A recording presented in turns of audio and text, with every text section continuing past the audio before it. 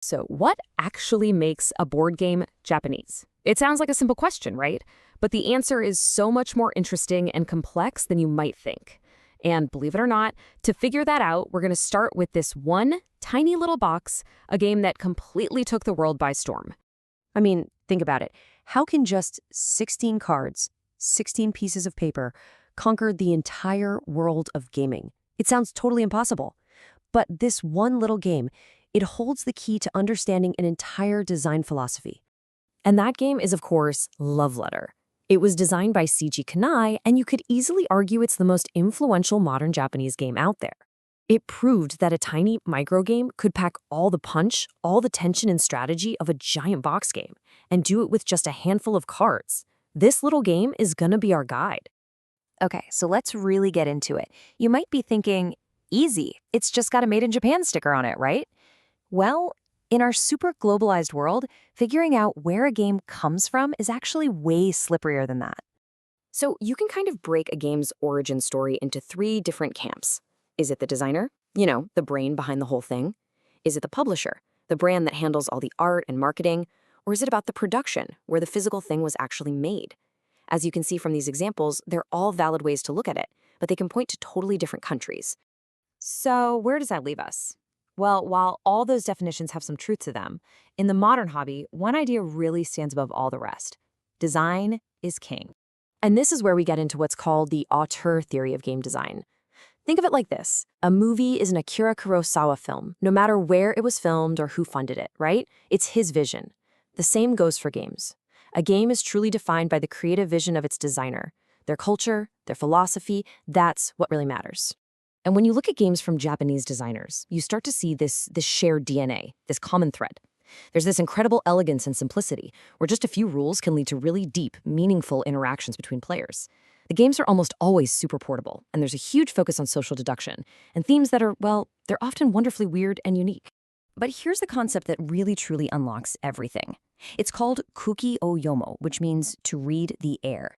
It's this deep cultural idea about sensing the vibe of a room, understanding what isn't being said out loud.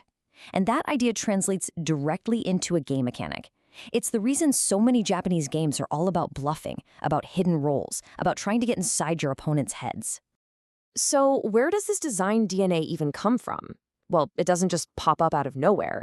It actually springs from this really deep cultural well, one that embraces two powerful and kind of competing extremes: hypermodern minimalism and ancient, revered craftsmanship. And man, this slide just lays it out perfectly. You got these two completely different worlds. On one side, you have the tiny micro game that fits in your pocket and gives you a 5-minute thrill. And on the other, you have a Go board carved from a tree that was already ancient when Columbus sailed. One is a fun, fleeting moment. The other feels like a living artifact, something with a soul.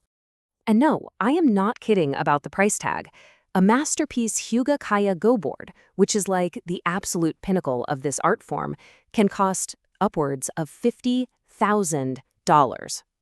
And the details here are just mind-blowing. The wood itself is from a tree that could be 800 years old. The lines on the grid, they aren't just painted on. A master craftsman applies lacquer using the sharpened edge of a katana. It's a technique called tachimori, and it means the lines literally stand up from the wood. You can feel them. Okay, so you've got these two poles, right? On one end, ancient, priceless craftsmanship. On the other, modern, pocket-sized cool. And if you really want to get Japanese game design, you have to understand both of these extremes. All right, so we've talked philosophy, we've talked history, but what does this all mean for you, for your next game night? Well, it opens up this incredible new world of games. So let's look at a few modern classics that perfectly capture everything we've been talking about. First, let's talk about Deep Sea Adventure. This game is just genius. Picture this, you're all deep sea divers hunting for treasure. Simple, right? But here's the twist. You are all sharing one single oxygen tank. So the greedier your friends get, the faster the air runs out for everyone. It creates this amazing feeling of collaborative paranoia. It's just brilliant. Then there's something like Tokyo Highway. Honestly, this is less of a game and more like a piece of interactive art.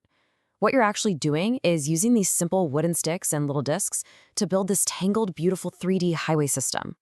It doesn't even feel like a competition sometimes. It feels more like you're all working together to create a sculpture. And if you want something that will totally bend your brain, you have to check out Cat in the Box. It's a card game where the cards literally have no color until you play one and say what color it is. But here's the catch.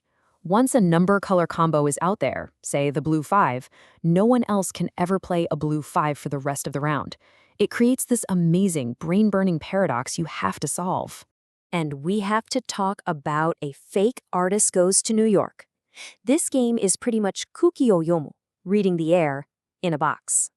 Everyone adds just one line to a shared drawing, but here's the thing. One of you, the fake artist, has no idea what you're all supposed to be drawing. Their job is to blend in, and your job is to sniff them out.